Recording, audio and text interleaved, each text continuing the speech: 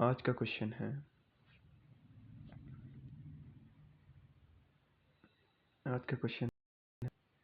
दो कोमा 6। ये बता दो। प्रश्न वाली 10 दशमलव सरल रेखा का क्वेश्चन है। 10.1 2,6 और 4,8 बिंदुओं को मिलाने वाली रेखा 8,2 और 8,12 और 8,24 बिंदुओं को मिलाने वाली रेखा पर लंब है। x का मान ज्ञात कीजिए। सबसे पहले हम देखेंगे कि जो रेखा दे रखी है, हमें पहली रेखा दे रखी है x,2 और 4,8 बिंदुओं को मिलाने वाली रेखा। एक है 2, -2,6 4,8 और दूसरी रेखा हमें क्या दे रखी है? दूसरी रेखा हमें दे रखी है 8,12 और 8,24। तो हमें ज्ञात करना है इसमें x का मान। ठीक है, तो जरा सोचिए इस बारे में कि x का मान कैसे निकल सकता है। देखिए, जब हम m निकालेंगे सबसे पहले इन दोनों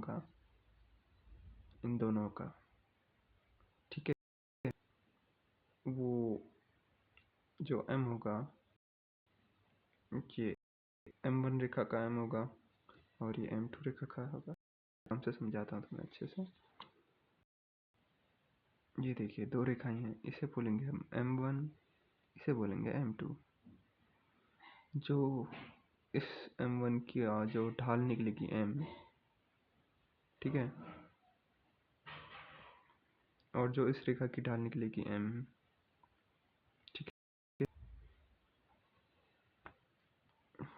और क्वेश्चन में दे रखा है, पहले देख लेते हैं। ये दोनों एक दूसरे पे लंब है, ठीक है।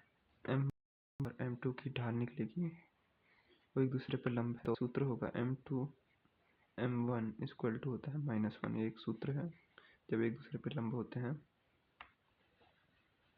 ठीक है।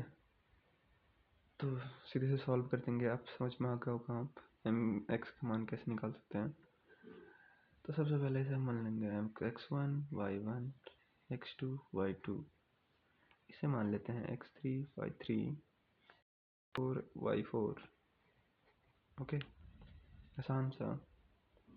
अब इसमें हम बड़े आसानी से सॉल्व कर देंगे। जो हमारा m का सूत्र होता है क्या, y2 - y1 अपॉन पे x2 - x1, ठीक है। ये वाला फॉर्मूला जो कि अप्लाई हो जाएगा इन दोनों पे। तो जैसे कि हम सीधे सीधे निकाल सकते हैं, क्या होगा इसका आंसर। इसका आंसर निकलेगा, ठीक है, 8/2 माइनस पे 6 अपॉन पे 4 माइनस पे माइनस का 2। एक तरफ ये सॉल्व हो गया है, दूसरी तरफ इसे देख लेते हैं। क्या होगा, 12/24 y2 माइनस अपॉन x 8। आसानी से सॉल्व हो जाएगा। देख ले, इधर वाले को सॉल्व कर लेते हैं पहले। ये क्या, कितना हो गया, 2 बट्टा माइनस माइनस प्लस हो जाएगा। 4 में से 2, 4 में 2 जोड़ेंगे प्लस हो जाएगा ना, माइनस से माइनस मुड़ेगा करके 6 आ जाएगा। 2 से 6 घटा बट्टा 3, और यहीं ये 12/8। आगे करेंगे तो क्या होगा देखते हैं। जो हमने सूत्र m1 गुणा m1 m2 इक्वल टू -1, इसको इस पर अप्लाई कर देंगे। तो 1/3 multiply by 12 x - 8 equal to minus का 1। तो यहाँ से हमारी वैल्यू आराम से निकल जाएगी, जो कि आएगी 12 3 से गुणा हो जाएगा 3x माइनस का 24, यहाँ पे -1 आ जाएगा। और इसे आगे जाके सॉल्व करेंगे तो ये हो जाएगा 12 इक्वल टू माइनस का 1 3x 24, 12 इधर पे माइनस गुना हो जाएगा माइनस का 3x प्लस का 24। तो सीधे सीधे सॉल्व करें तो ये हो जाएगा, एक काम कर लेते हैं, इसे इधर डाल देते हैं, इसे इधर डाल देते हैं, ठीक है। तो क्या हो जाएगा 3x इक्वल टू 24 माइनस 12, कितना हो जाएगा x इक्वल टू 12 अपॉन पे 4, कट के इसकी वैल्यू 4 आ जाएगी और एक यहाँ पे सॉल्व हो जाता है।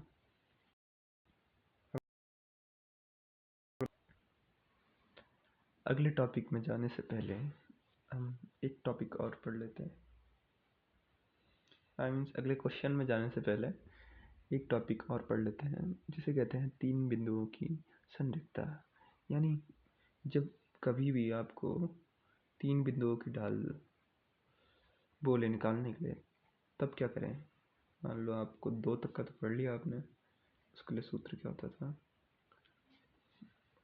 m equal to y2 minus y1, ठीक है, x2 माइनस x1, ये सूत्र तो पढ़ लिया था m की ढाल निकालने के लिए, यानी कि 1 की ढाल निकालने के लिए। अभी यदि एक रेखा तीनों बिंदु दिए हैं तो तब कैसे निकालें। तो सिंपल सा फॉर्मूला है, देखिए, जब भी आपको एक बिंदु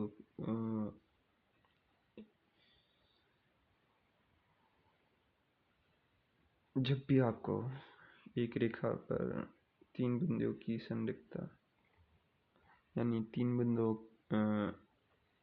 का मान निकालना हो, ए और बी और सी, ठीक है।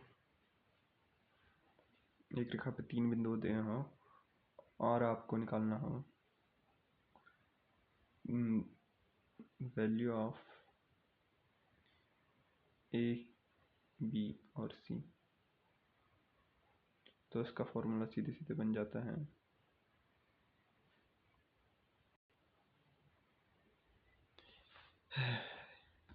ये सूत्र तब लगेगा जब आपको एक ही रेखा दी हो और उसमें 3 बिंदु दिए, ठीक है।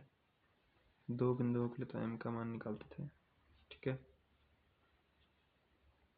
मतलब ढाल निकालने के लिए m का मान रखा करते थे, ठीक है। तो सबसे पहले जो m होगा वो निकलेगा y2 माइनस y1 और x2 माइनस x1। चलो देख लेते हैं आप सीधे सीधे, जो ए बी की जो ढाल होगी, ठीक है, इस रेखा पे,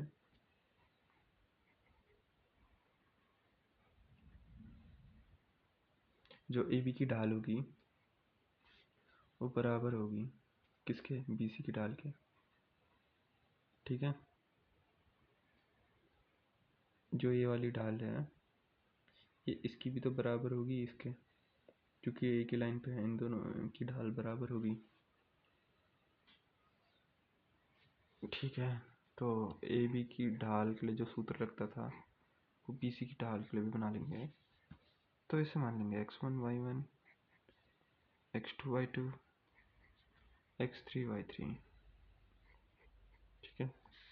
जो सूत्र निकल के आएगा वो हो जाएगा y2 माइनस y1 अपॉन पे x2 minus x1 equal to x3 I means y3 minus y2 upon पे x3 माइनस पे x2, ये सूत्र निकल के आ जाएगा। अब इसी के बेस पे हम अगला क्वेश्चन हल करेंगे, जो कि हम निकाल लेते हैं।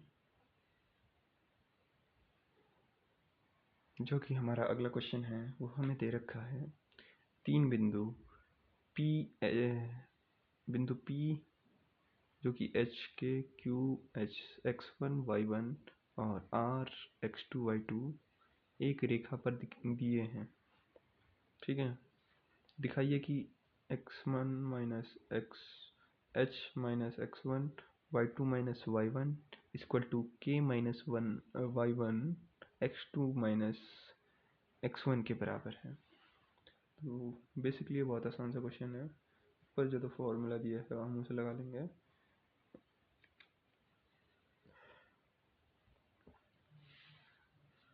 सबसे पहले हम इसे एक रेखा पे ले लेते हैं आपको समझाने के लिए आसानी से। बिंदु P, बिंदु Q और बिंदु R। जो हमारा बिंदु P है वो है H और K, ये x1 y1 और ये x2 y2। ठीक है, आसानी से हम मान लेंगे x1 y1 x2 y2 x3 y3। ठीक है, जो ऊपर फॉर्मूला दे रखा है ये वाला, इसे हम अप्लाई कर देंगे इस पर, जो कि है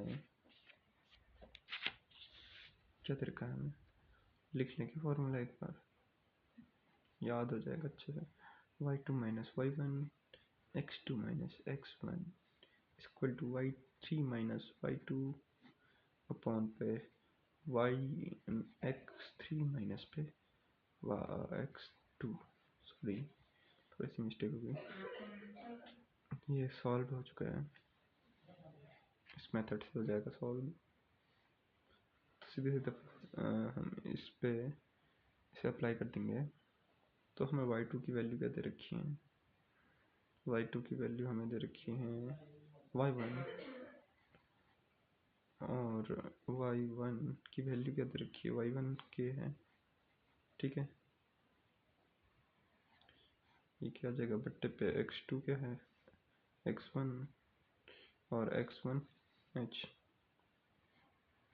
ये क्या हो जाएगा इक्वल टू y3 क्या है y2 माइनस पे ये क्या है y2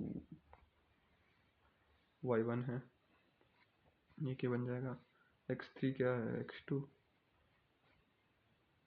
और x2 क्या है x1। तो ये इसके इक्वल टू क्या आ गया। अब जैसे ही हम इसे आगे करेंगे तो हमारा निकल के आ जाएगा क्या, हमें ये देखना है ना, तो देख लेते हैं h हमें कहाँ पे दे रखा है। सबसे पहले हम इसे सिंप्लीफाइड कर देते हैं, यहाँ पे कर लेते हैं सिंप्लीफाइड। वज्र गुणन हो जाएगा इधर से इधर और इधर से इधर, तो क्या हो जाएगा x1 minus h y2 minus y1 is equal to y1 minus k x2 minus x1। ठीक है, जैसे कि अब हम आगे देख सकते हैं हमें वैल्यू ये रखनी है, तो आसानी से हो गया। ये क्या दे रखी है, फर्स्ट पे है h x1, खाली उल्टा कर रखा है, कर लेंगे सीधा y2 माइनस y1, ये भी हो गया y1 और k, लाइक ये दे रखा है, इसे भी सीधा कर लेंगे k minus y1 x2 minus x1, और ये हमारा सॉल्व हो चुका है। ये तो थे उदाहरण जो कि इम्पोर्टेंट वाले थे, हालांकि एक और इम्पोर्टेंट है उदाहरण, पर चलो उसे भी सॉल्व कर लेते हैं। अगला उदाहरण जो हमें दे रखा है वो है समय आकृति। इस आकृति को देख के हमें इस क्वेश्चन को पढ़ लेना है पहले। देखिए, काफ़ी कंफ्यूजन पैदा करने वाला क्वेश्चन जो है ये काफ़ी आसानी से सॉल्व हो सकता है अगर हम उसे ध्यान से पढ़े तो। समय और दूरी की दो स्थितियाँ जब t इक्वल टू 0। देखिए कितना कंफ्यूज कर रखा है, यहाँ पे t की वैल्यू दे रखी है, d दे रखा है, यहाँ पे 3 दे रखा है, यहाँ पे 8 दे रखा है, 0 दे रखा है, 2 दे रखा है। इम्पोर्टेंट उदाहरण डी इक्वल टू 2 और जब T equal to 3 D equal to 8 अंकित की गई है, ढाल की संकल्पना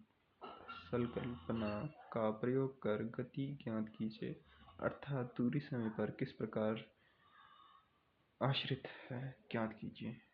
दूरी को यहाँ पे टी बोला गया है, समय को टी। इन दोनों चीज़ों पर ध्यान देना है। और हमने देखा था पिछले सूत्र में, जब एक ही रेखा पे तीनों कोण दिए हों तो उसकी ढाल बराबर होती है, ये वाली ढाल बराबर होगी, तो उसके लिए सूत्र आता था जो सबसे आसान सा था। इसे मान लेंगे हम x1 y1 x2 y2 x3 y3, ठीक है। जो इसके लिए सूत्र आता था वो था, क्या था वो सूत्र? वो सूत्र था हमारा सबसे पहले y2 माइनस y1 अपॉन पे x2 माइनस पे x1 इक्वल टू होता है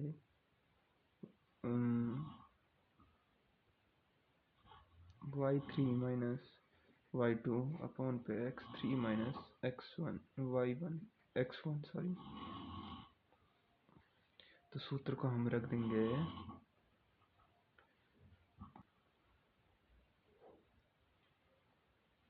जो हमारा सूत्र निकल के आ जाएगा वो ये है। अब इस पे हम रख देंगे वैल्यूज जो हमने यहाँ पे बना रखी हैं। देख लेते हैं क्या है। सबसे पहले देख लेते हैं टी की जो वैल्यू हमने रखी है, y2 की वैल्यू हमने 8 है, देख लेते हैं। तो सबसे पहले 8 लेंगे, 8 माइनस y1 डी। जो डी की वैल्यू दे रखी है वो हमें दे रखी है शायद से पहले पे 2 बट्टे पे x2 3 माइनस x1 जो है टी की वैल्यू हमें 0 दे रखी है, इक्वल टू y3 की वैल्यू हमें दे रखी है 2 माइनस y2 की वैल्यू हमें दे रखी है 8 अपॉन पे x3 की 0 दे रखी है, x2 की 3। तो इसे सॉल्व कर लेंगे तो क्या आ जाएगा, इधर पे आ जाएगा 6, 3 का 3, इधर पे आ जाएगा माइनस 8 का माइनस 6 और इधर पे 3, ठीक है।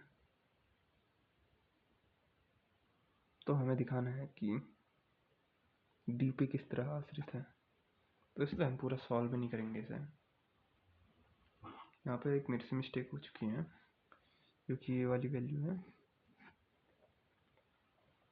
इसे हम काट देंगे। यहाँ पे हम लिख देंगे, हमें टी पे आश्रित दिखाना है। यहाँ पे देखिए काफ़ी कंफ्यूज करने वाला सवाल है। समीकरण का प्रयोग कर गति का ज्ञात कीजिए, अर्थात दूरी समय पर किस प्रकार, दूरी और समय, हमें दूरी का मान नहीं रखना अभी, इसलिए हमें यहाँ पे टी माइनस, जो कि हमने क्या माना था y3 क्या माना है, जो कि 2 है,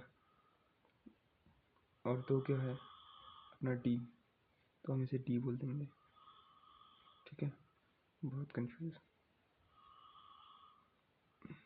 डी की y3 तो दे दिया, y2 3 दे रखा है, सॉरी y2 दे रखा है हमें 8, और यहीं पे हमें दे रखा है क्या, y x की वैल्यू टी की 0 दे रखी है, वहीं पे माइनस करके सूत्र पे रखने का फिट आएगा x1 x2 की वैल्यू दे रखी है 3, तो ये यहाँ पे से आ जाएगा। अच्छे से लिख लेता हूँ, टी माइनस 8 अपॉन पे टी माइनस 3 सॉल्व करते हैं। जरा देखते हैं 6 अपॉन पे 3 इसको टी माइनस 8 अपॉन पे टी माइनस 3।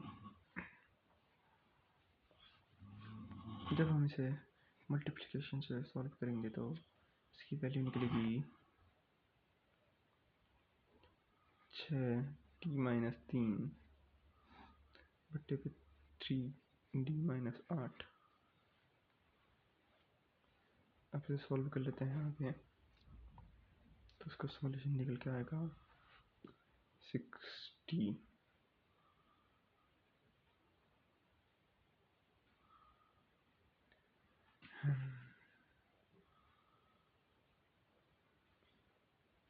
एक मिनट,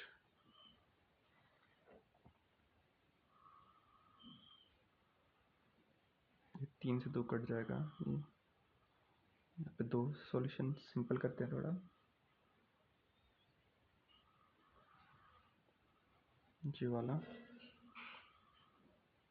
सीधे सीधे कर लेते हैं। एक और बात देख लेते हैं, D-3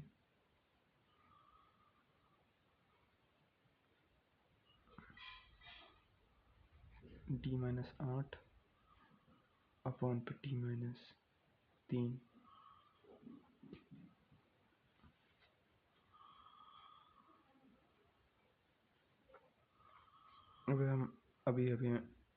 अभी हमें D की वैल्यू याद करनी है, तो मैं थोड़ा इधर पे सॉल्व कर देता हूँ। तो D, हम इस D को इधर भेजेंगे और 2 को इधर, या बोले हम इस वाले को इधर भेज देते हैं, इसको इधर, तो क्या आ जाएगा D-8 2 गुणा D-3 D-8 2T-3। D value जो निकल के आई, निकल के आ जाएगी फाइनली -3 +8। जो D की वैल्यू निकल के आई है वो है 3।